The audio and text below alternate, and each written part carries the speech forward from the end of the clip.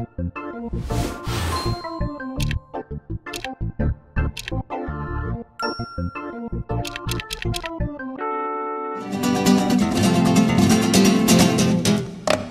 sat in my car and watched the strange object for about 15 minutes. My feelings at the time were more of curiosity than anything else. In fact, I do not recall feeling any fear. I was so amazed what I was seeing, and I was filled with a sensation of wonderment and curiosity, which occupied my mind completely. The sky was clear, and the moon was shining brightly, and the surface of the object reflected in the moonlight. It appeared to be a very shiny substance, though I can't say whether it was metallic or not. As I got closer, I heard a humming or ticking sound, sounded like an electric motor. It says meter here, but I think he meant motor. Halfway up to the thought crossed my mind, no one else is going to believe me. So I thought somebody else I have to have for a witness. And he waited and waited, and not another car came down the road.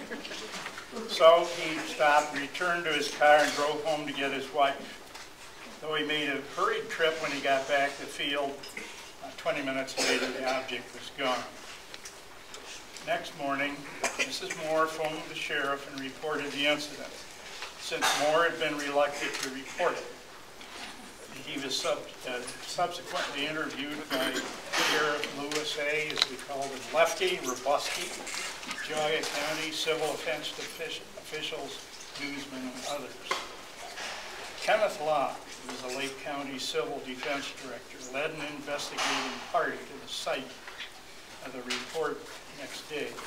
At the point where the UFO was observed, Locke found small markings about 1.5 inches deep. Each marking consisted of 3 holes arranged in a triangular pattern with a 4th hole outside the lines of the triangle.